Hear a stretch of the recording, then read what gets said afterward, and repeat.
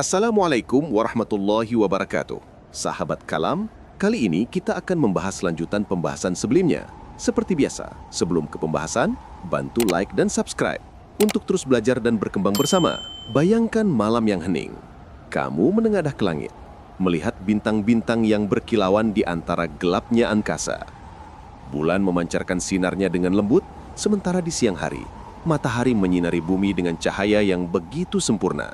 Tidak terlalu dekat hingga membakar, tidak pula terlalu jauh hingga membekukan. Setiap hari, matahari terbit dari timur dan terbenam di barat. Bulan berganti-ganti fasanya dari sabit tipis hingga purnama bulat. Lautan pasang surut sesuai irama tarikan gravitasi bulan. Musim berganti dengan tertib, siang dan malam datang silih berganti tanpa pernah tertukar.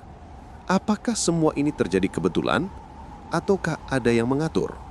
Al-Quran menjawab dengan tegas. Matahari berjalan di tempat peredarannya. Itulah ketetapan yang maha perkasa lagi maha mengetahui. Dan telah kami tetapkan bagi bulan manzilah-manzilah, sehingga setelah ia sampai ke manzilah yang terakhir, kembalilah ia seperti bentuk tandan yang tua. Tidaklah mungkin bagi matahari mengejar bulan, dan malam pun tidak dapat mendahului siang, dan masing-masing beredar pada garis edarnya. Quran Surat Yasin ayat 38-40. Ayat ini bukan hanya syair indah. Ini adalah deklarasi kosmis. Alam semesta berjalan dengan keteraturan yang sempurna, dan keteraturan itu berasal dari Allah Subhanahu wa Ta'ala. Sejak dahulu, manusia kagum dengan keteraturan ini. Bangsa-bangsa kuno menatap langit, membuat kalender berdasarkan peredaran bulan, mengukur musim lewat pergerakan matahari. Tetapi tidak semua dari mereka memahami siapa sebenarnya yang mengatur semua ini. Ada yang menyembah bintang, ada yang mengkultuskan matahari, ada pula yang menjadikan bulan sebagai dewa. Padahal, semua benda langit itu hanyalah makhluk yang tunduk kepada Sang Pencipta. Rasulullah SAW menjelaskan fenomena alam bukan untuk dituhankan, melainkan untuk direnungkan. Beliau bersabda tentang gerhana, sesungguhnya matahari dan bulan adalah dua tanda dari tanda-tanda Allah. Keduanya tidak akan gerhana karena kematian atau kelahiran seseorang, tetapi Allah memperlihatkan tandanya kepada hamba-hambanya melalui keduanya. Hadis riwayat Bukhari dan Muslim. Fenomena yang tampak alamiah sejatinya adalah ayat atau tanda dari Allah. Semuanya mengajarkan bahwa alam ini tidak berjalan tanpa arah. Ia mengikuti sunnatullah, hukum tetap yang Allah sudah tetapkan sejak awal penciptaan. Ilmuwan modern pun mengakui keteraturan ini. Orbit bumi begitu presisi. Kemiringan porus bumi membuat iklim stabil. Bulan menjaga pasang surut laut, hukum gravitasi mengikat planet dan bintang dalam galaksi. Seolah-olah jagat raya ini adalah mesin raksasa yang berjalan dengan sistem yang sempurna. Tetapi, jika kita renungkan, mesin pasti ada pembuatnya. Bagaimana mungkin mesin kosmos yang begitu rumit tidak memiliki pencipta? Namun ironisnya, banyak manusia yang mempelajari hukum alam tetapi lupa pada pembuat hukum itu sendiri. Mereka memuja sains tetapi melupakan Sang Maha Pencipta. Padahal Al-Quran telah mengingatkan, kami akan perlihatkan kepada mereka tanda-tanda kami di segenap ufuk dan pada diri mereka sendiri, hingga jelas bagi mereka bahwa Al-Quran itu benar. Dan apakah tidak cukup bahwa Tuhanmu menjadi saksi atas segala sesuatu? Quran Surat Fusilat ayat 53. Dalam bab ini, kita akan menelusuri jejak keteraturan alam semesta dari sudut pandang Al-Quran, hadis, tafsir ulama, hingga temuan sains modern.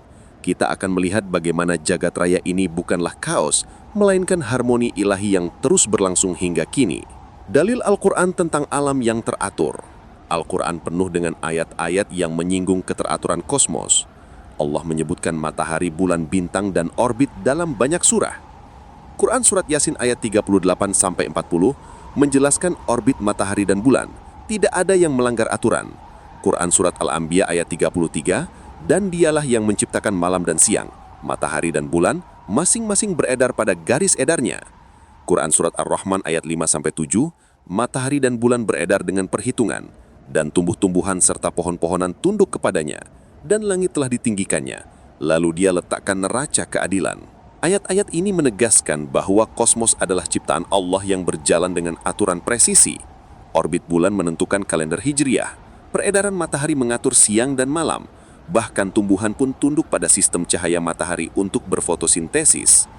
Menurut tafsir Ibnu Katsir, Ayat-ayat tentang orbit ini adalah bukti bahwa alam tunduk kepada qadar Allah, tidak mungkin melenceng. Jika melenceng, maka akan terjadi kiamat.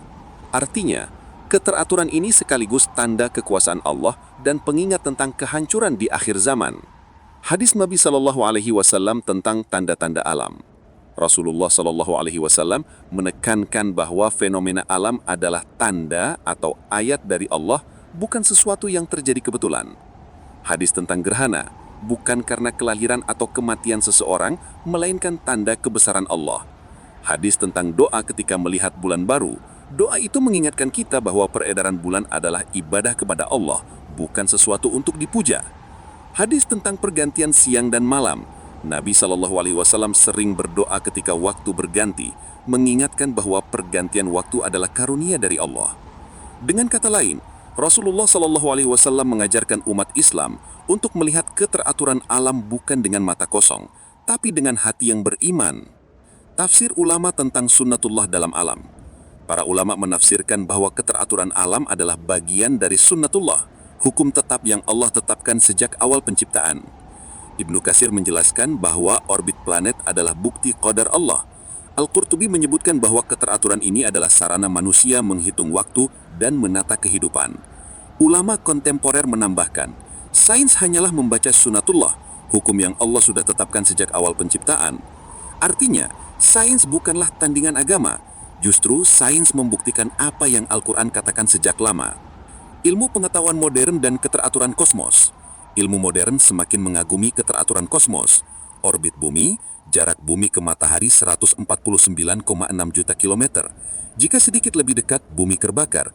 Jika sedikit lebih jauh, bumi membeku. Kemiringan poros bumi 23,5 derajat. Jika berubah sedikit, iklim dunia hancur. Bulan menjaga kestabilan bumi, mengatur pasang surut laut. Gravitasi menjaga planet tetap pada orbitnya. Konstanta kosmologis, jika nilainya berubah sedikit, galaksi tidak akan terbentuk. Semua ini menunjukkan bahwa alam semesta ini adalah sistem yang sangat presisi, dan Al-Quran sudah mengisyaratkan itu sejak 1400 tahun lalu. Hikmah dan refleksi iman. Keteraturan alam semesta memberikan banyak pelajaran iman. Pertama, bukti tauhid. Hanya Allah yang bisa menciptakan sistem seindah ini. Kedua, syukur. Manusia harus berterima kasih, karena tanpa keteraturan, kehidupan tidak mungkin ada. Ketiga, keseimbangan hidup. Sebagaimana alam teratur, manusia pun harus menata hidup dengan adil. Keempat, tanda kiamat. Ketika Allah berkehendak, semua keteraturan ini akan dihancurkan. Matahari digulung, bintang jatuh, bumi digoncang. Kelima, seruan iman. Keteraturan kosmos adalah panggilan agar manusia tunduk kepada Sang Pencipta. Alam semesta ini bukanlah kebetulan. Ia adalah tanda kebesaran Allah. Matahari, bulan, bintang, bumi, semuanya tunduk pada hukum Allah. Keteraturan yang kita nikmati hingga kini adalah karunia besar. Tetapi kelak, semua ini akan dihentikan pada hari kiamat. Pertanyaannya, sebelum keteraturan itu berakhir, sudahkah kita tunduk kepada Sang Pencipta keteraturan?